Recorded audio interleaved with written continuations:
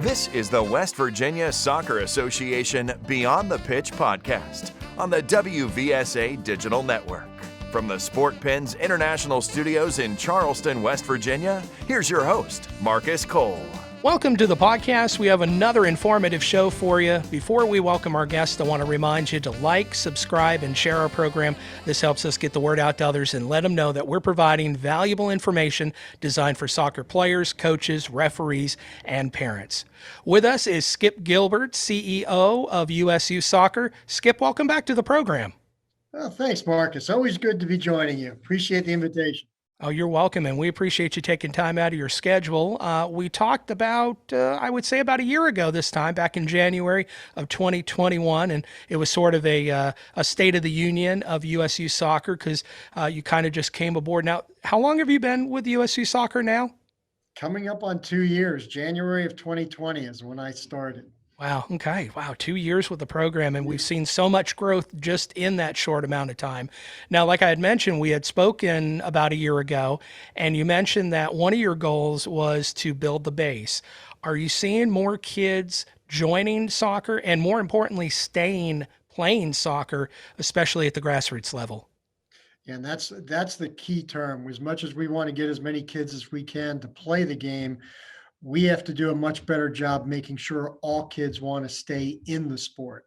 And so coming out of the pandemic, we have some rough ideas that the numbers are increasing. Certain states will report that, especially at the recreational level, more kids seem to be signing up, more kids are coming out to the fields, more kids are, experience the game we all love.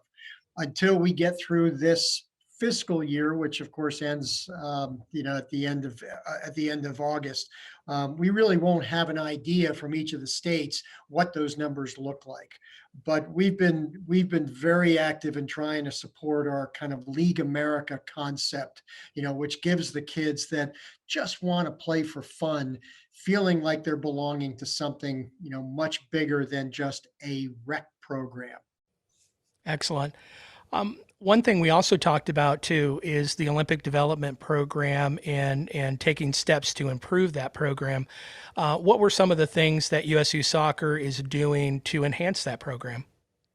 It kind of goes back to the core. I mean, back a long time ago when I played, the ODP was the only pathway. If you truly wanted to be on a national team path, professional, even D1 at the college level or any of the NCAA levels, the only way to really be seen and identified was through the ODP. Today, because of the fractionalization of the sport, that's probably not as core of an effort behind ODP as it used to be. So realistically, all of our coaches are coming together to focus on that one word within ODP, which is development. How can we give the kids something that's a much stronger player development experience than they might get with their regular club? And for any player that goes through, season after season with their club, you get not just confident, but you get very comfortable with who's to your right, who's to your left, in front, behind you.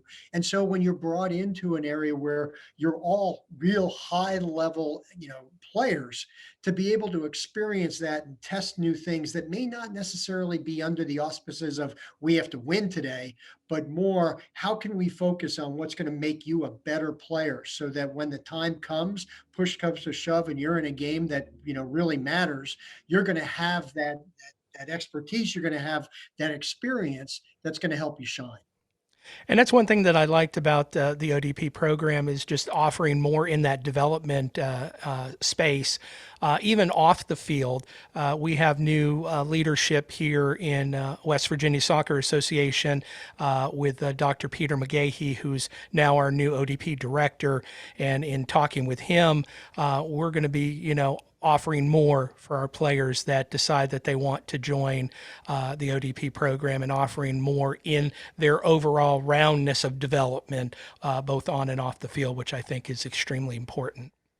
No, you couldn't have said it any better. It truly is, because, if you look at what we're trying to do as sort of the national association, we want kids to not just become fans for life, but we want to use soccer as that catalyst to succeed on the field, but more importantly, how do you take all of the benefits of the game and help you be better people off the field? And so, you look at what we're doing with USYS University and True Sport, which is character development, so that you can take some of those characteristical attributes, and really kind of polish all of your rough edges so that, when you leave the field to play, you can be sort of a champion of cause. So we're thrilled that more and more ODP directors around the country are kind of lining up and doing the same sort of thing, to really help and be that resource center for the kids, not just to enhance their skills, but to enhance their people skills. And one of the things that I liked about the ODP program, at least from a personal standpoint, my daughter went through 6 years of the program, and now she has players that she played with that were from other parts of the state that are now her best friends, and they have formed that lifelong bond that they get together. They try to get together as much as they can, which I think is wonderful for that. Now, you had mentioned about the USU Soccer University, and we had talked about that about a year ago, that you were starting to implement that. Talk to us about its growth over the years, and how it's benefiting both those players, both on and off the field. When we launched the concept, we went out and we had discussions with a few of what we call our foundational partners. Soccer parenting is one.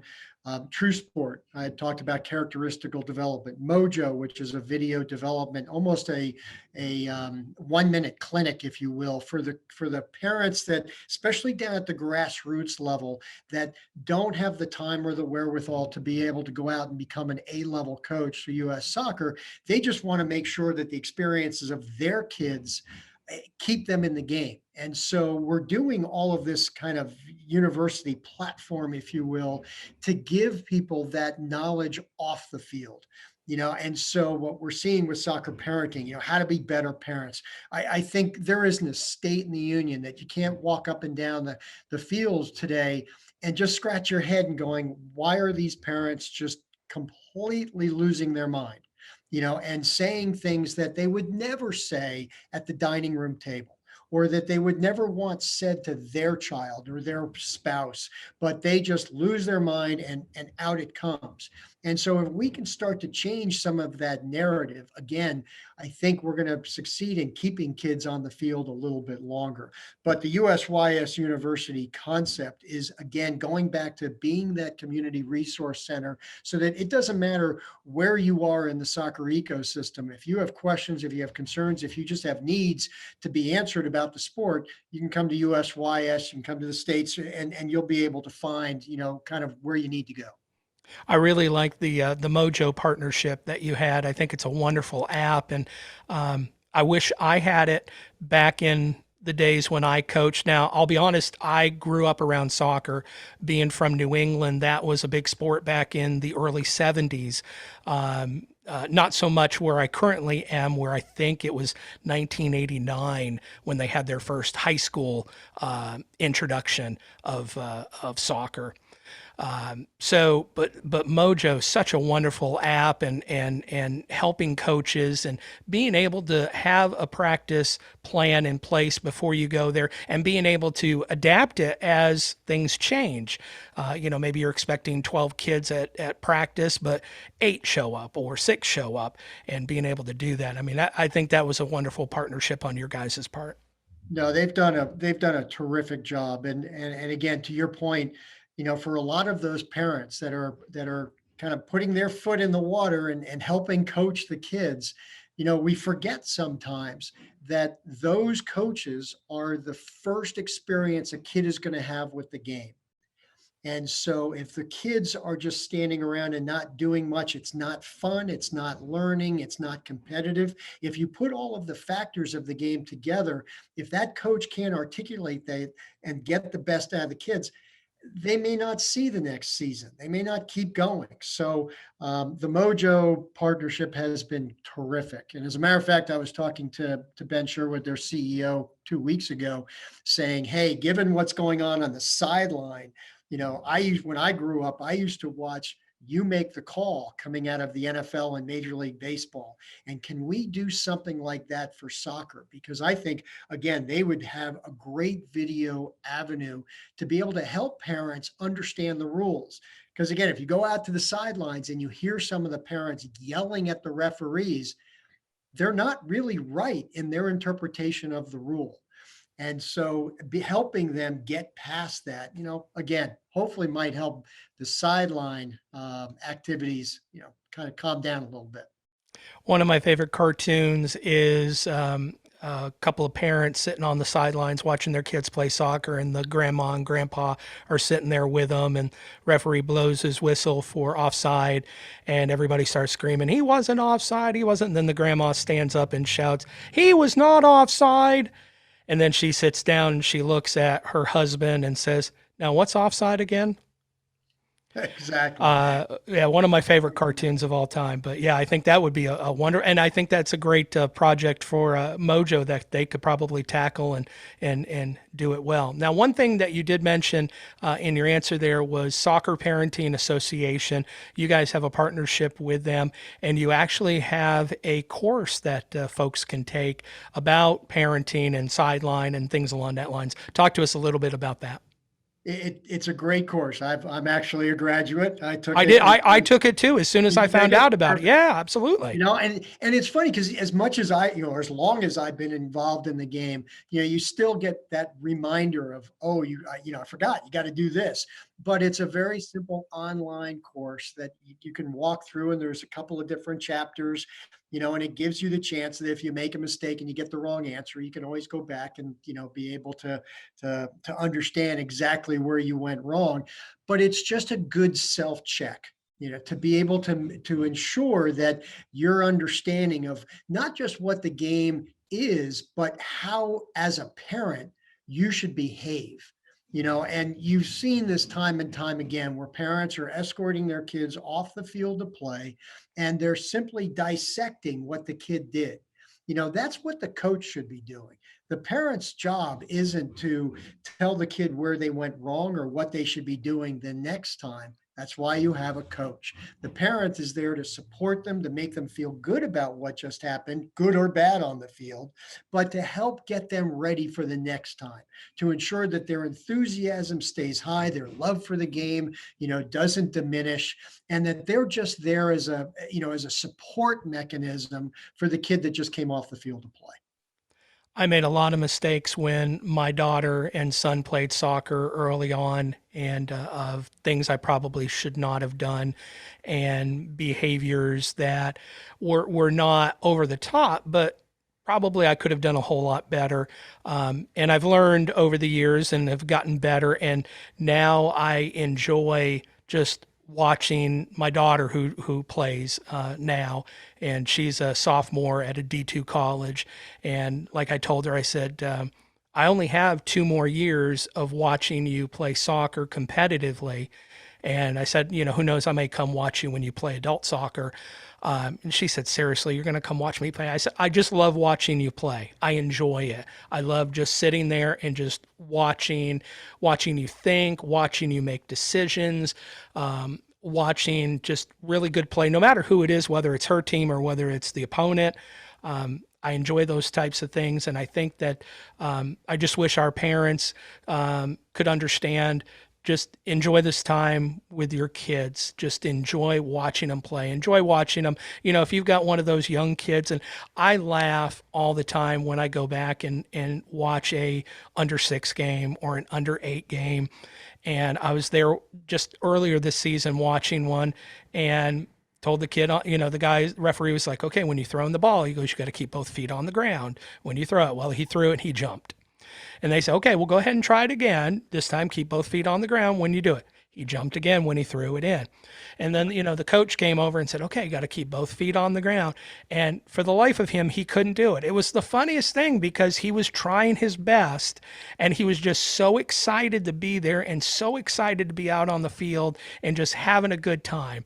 And I just wish more of our parents would understand that concept.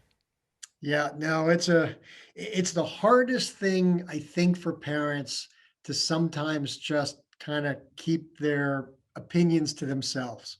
And again, there's no malice for most of the parents. They just truly want the best for their parents or Right. for their kids, but they feel as parents, they need to be helping them along the way. And it's funny because sometimes when I talk to parents, it's more like, have you ever thought about going to school with your kid and sitting there and every time they write on a piece of paper going, oh no, can't do that. You got to do it over here. That would never happen in today's world. So why do we let it happen in the world of sports? So tough concept for parents. Yeah, and I think also too, it's the fact that sometimes parents think it's a direct reflection on how they're bringing up their child in front of others, which is not the case. And we'll leave it there. But I think that's a potential situation. That's a whole different podcast. Yeah, exactly. As we talk with Skip Gilbert, CEO of USU Soccer, as we kind of wrap things up here, we have a lot of great things coming up in 2022 with USU Soccer. West Virginia Soccer Association is excited to have back the 2022 East Region President's Cup, and we have the 2022 East Region Championships, which are coming back to Barbersville and Dunbar. We're excited to have both events back this year and have all the teams up and down the East Coast coming back to West Virginia. Talk to us a little bit about some of the things that we can look forward to this new year with USU Soccer. Sure. Well, again, thank you, Marcus. I look at 2021 as sort of that rebuilding year. We've been very, very focused on looking at key initiatives and how we're going to be able to better support every aspect of sort of that soccer players pyramid moving forward. So, the League America, which I had mentioned earlier about, that's at the recreation side to really give kids something that they can aspire to. And we're even having discussions right now with our colleagues at US Adult Soccer to be able to brand their leagues League America, so that, again, if kids are 8, 10 years old, they can say, hey, I play in the same league my dad plays in or my mom plays in. And you get that continuum that you can see, even if you're not all that good, there's still a pathway that you can take into adulthood. So, we're working on that. You had mentioned the President's Cup, the national championships. We're putting all of our support behind making those two pathways as strong as possible. And then we're adding a tier, I guess you might say, in 2022, which is called the Champions Cup. And the best way I can describe it is think Little League World Series for age group soccer, where at the end of the day, those that are playing in the Champions Cup have won a national caliber tournament, or the best age group representatives from their country being able to come in, and instead of hearing who should be the best age group club in the country or the world, let's let them play it on the field. That's what Little League does for baseball. Soccer should have the same thing. It shouldn't matter what sanctioning body you play for. It shouldn't matter what country you play for. Instead of the adults saying how great the players are, or the teams are, or the clubs are, let's let the kids decide it. So Champions Cup is going to be a great thing. It's going to launch in August, actually down in Austin, Texas for 2022. All right. Well, we're excited to find out more about that as the months come up. If you want more information about USU Soccer, you can go to their website, usyouthsoccer.org. Skip Gilbert, CEO of USU Soccer. Thank you so much for coming on the podcast today. We really appreciate it. My pleasure, Marcus. Anytime. And thank you for listening to the podcast. Remember, make sure you like, subscribe, and share our program, and we'll see you next time. Thank you for listening to the West Virginia Soccer Association Beyond the Pitch podcast. You can catch a brand new episode every Thursday morning here on the WVSA Digital Network, or find us on our social media platforms at WV Soccer. Copyright 2022. All rights reserved.